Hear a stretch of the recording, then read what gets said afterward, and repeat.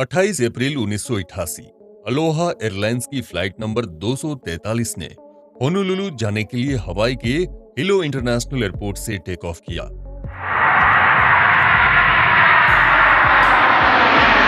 मौसम भी उस दिन काफी ज्यादा सुहावना था। जहाज में बैठे सभी पैसेंजर्स इस सुहावने मौसम का लुत्फ उठा रहे थे। ये प्लेन कुछ ही देर में हजारों फीट की ऊंचाई पर पहुंच गया, लेकिन कुछ ही क्षणों के बाद अचानक हुए एक धमाके से पूरा प्लेन हिल गया। कोई कुछ समझे इससे पहले कि एक झटके के साथ फर्स्ट क्लास केबिन की छत उखड़कर प्लेन से अलग हो गई। इसे देखकर प्लेन में सवार पैसेंजर और क्रू मेंबर्स की जान हलक में आ गई। ये इतिहास की सबसे दिल दहला देने वाली प्लेन दुर्घटनाओं में से एक है। क्या हवा के दबाव ने सभी पैसेंजर्स को प्लेन से बाहर खींच लिया? क्या प्लेन के हवा में ही टुकड़े हो गए? क्या ये प्लेन इमरजेंसी लैंडिंग कर पाया? दोस्तों, पूरी कहानी विस्तार से जानने के लिए बने रहिए हमारे साथ।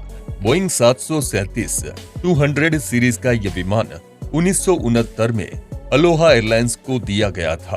अब तक इस विमान ने कुल मिलाकर 35,496 घंटों की हवाई यात्रा पूरी की थी। दुर्घटना वाले दिन यह विमान 3 बार होनोलुलु से हिलो की यात्रा कर चुका था। अपनी चौथी उड़ान के लिए उस दिन फ्लाइट 243 में 89 पैसेंजर्स के साथ 6 क्रू मेंबर भी सवार थे। एयरपोर्ट पर सब कुछ सामान्य तरीके से चल रहा था। ग्राउंड सेफ्टी स्टाफ ने हवाई जहाज का बाहरी निरीक्षण पूरा किया। अपनी रिपोर्ट में सेफ्टी स्टाफ ने एयरप्लेन में किसी भी तरह की तकनीकी या बॉडी पार्ट खराबी का कोई जिक्र नहीं किया।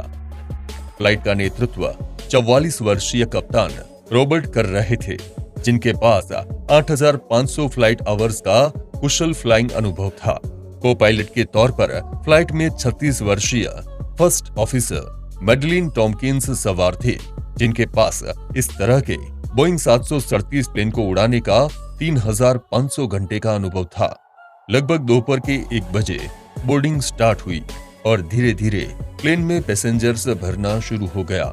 बोर्डिंग के टाइम पे एक पैसेंजर की नजर प्लेन के बाहरी फ्यूज लेग में आई हुई दरार पर पड़ती है, लेकिन वो पैसेंजर किसी भी फ्लाइट के क्रू या फिर एयरपोर्ट के स्टाफ से इसका जिक्र नहीं करती। लगभग 1:25 पर फ्लाइट 243 ने हिलो इंटरनेशनल एयरपोर्ट के लिए टेक ऑफ किया। धीरे धीरे ये फ्लाइट 24,000 फीट की ऊंचाई पर पहुंच जाती है। टाइम होता है तकरीबन 1:48। तभी अचानक एक तेज धमाका हुआ और एक ही झटके के साथ फर्स्ट क्लास की केबिन की रो 1 से रो नंबर 6 तक पूरी छत उखड़कर प्लेन से अलग हो जाती है। 300 माइल प्रति घंटे की स्पीड से हवा सब कुछ प्लेन के बाहर खींच लेती है।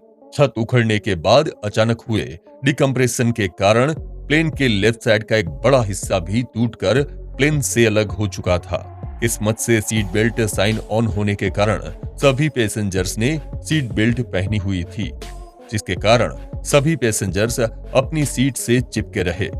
लेकिन 58 साल की केबिन क्रू क्लेराबेल लैंसिंग इतने खुशकिस्मत नहीं थे। सीट बेल्ट न बांधे होने के कारण हवा के दबाव ने उसे भी खींचकर बाहर फेंक दिया। उनकी बॉडी छानबीन के दौरान आज तक किसी को नहीं मिली। प्लेन के काफी सारे कंट्रोल फेल हो चुके थे। पायलट फिर भी प्लेन को कंट्रोल करने की कोशिश करते रहे।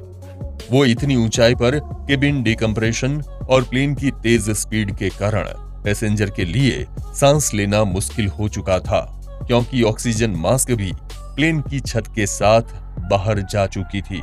पैसेंजर्स कभी भी मौत के मुंह में जा सकते थे। जल्द ही एटीसी ने प्लेन को निकटतम मोई एयरपोर्ट पर इमरजेंसी लैंडिंग के लिए ऑर्डर देता है।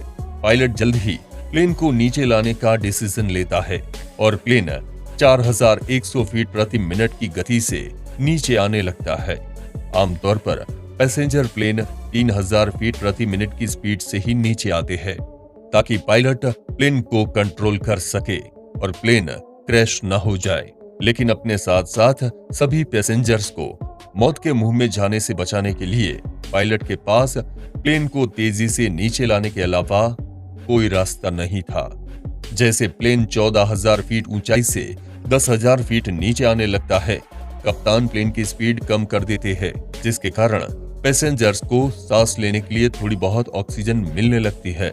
लेकिन जैसे ही प्लेन की स्पीड कम करते करते 195 माइल प्रति घंटे में पहुंचती है, प्लेन आउट ऑफ कंट्रोल हो जाती है। पायलट डिसीजन लेता है, अगर प्लेन को क्रैश होने से रोकना है तो प्लेन की स्पीड को बढ़ाना पड़ेगा और उसी स्पीड में लैंडिंग भी करना पड़ेगा। आमतौर पर प्लेन 150 माइल प्रति घंटे के हिसाब से सुरक्षित लैंड कर सकते हैं। जैसे ही प्लेन लैंडिंग के लिए प्रिपेयर होता है, बदकिस्मती से लैंडिंग गियर सिग्नल भी काम करना बंद कर देता है और पायलट को पता भी नहीं चल पा रहा था कि फ्रंट लैंडिंग गियर डाउन है कि नहीं। लेकिन कोई दूसरा ऑप्शन ना होने से पायलट रिस्क लेते हुए लैंडिंग गियर ग्रीन सिग्नल ना होने के बावजूद लैंड करने का डिसीजन लेता है। इसमें प्लेन का रनवे पर क्रैश होने का चांस 100% था, लेकिन खुशकिस्मती से उस दिन फ्रंट लैंडिंग गियर डाउन था। तकनीकी खराबी होने की वजह से वो सिग्नल ग्रीन नहीं हुआ था और हवा में हुए उस धमाके के लगभग 13 मिनट के बाद तेज स्पीड से हवा में लहराता हुआ प्लेन आखिरकार रनवे को टच करता है। कुछ दूर तक रनवे पर दौड़ने के बाद प्लेन सही सलामत रुक जाता है। प्लेन में सवार 89 पैसेंजर्स में से 65 पैसेंजर्स को हादसे में चोट आती है। उनमें से 8 पैसेंजर्स को गंभीर रूप से चोट लगती है। यह हादसा इतना भयानक और हैरतअंगेज था कि पलक झपकते ही पूरी दुनिया में इसकी खबर फैल गई और तुरंत ही इसकी जांच शुरू कर दी गई। जांचकर्ताओं के सामने सबसे बड़ा सवाल यह था कि कैसे एक भारी भरकम जेट प्लेन की छत हवा में उखड़कर प्लेन से अलग हो गई। इसके बाद जांचकर्ता जब सभी पैसेंजर्स से पूछताछ कर रहे थे, तो वही पैसेंजर्स जिसने बोर्डिंग करते वक्त प्लेन की दीवार में क्रैक देखा था, वो उन्हें इसके बारे में बताती है। वो पैसेंजर्स जिस जगह दरार की बात कहती है, जांचकर्ताओं को भी अपनी जांच में ठीक उसी जगह पर प्लेन में क्रैक आने का पता लगता है।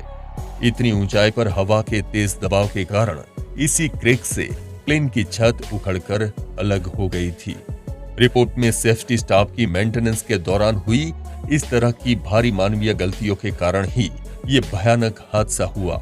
जांच में पाई गई गलतियां इतनी भयानक और खतरनाक थी कि अमेरिकी सरकार ने तुरंत ही पूरी मेंटेनेंस प्रोसेस को बदलने के निर्देश दे दिए। एक नई एयरवर्थनेस टास्क फोर्स का भी गठन किया गया, जिसका मुख्य उद्देश्य सभी एयरप्लेन को अच्छी तरह से चेक करना था। इस नई टीम की जांच के दौरान अगर किसी एक प्लेन में भी कोई खराबी पाई जाती है, तो पूरी एयरलाइंस के सभी प्लेन की दोबारा जांच की जा सकती है। इस हादसे में पायलट के साथ साथ पूरी केबिन क्रू टीम ने बहुत ही बहादुरी से अपने काम को अंजाम दिया था, जिसके लिए उन्हें बहुत सारे बहादुरी के पुरस्कार से भी सम्मानित किया गया था। तो दोस्तों, कैसी लगी आज की ये वीडियो? आपकी क्या राय है इसमें? नेक्स्ट किस टॉपिक में आप वीडियो चाहते हैं, हमें कमेंट करके जरूर से बताइए। और अगर ये वीडियो आपको पसंद आई हो और इस वीडियो से आपको कुछ नया सीखने को मिला हो, तो इस वीडियो को लाइक कीजिए और चैनल को सब्सक्राइब जरूर से कीजिए। तो मिलते हैं ऐसी वीडियो के साथ अगली बार। तब तक के लिए धन्यवाद।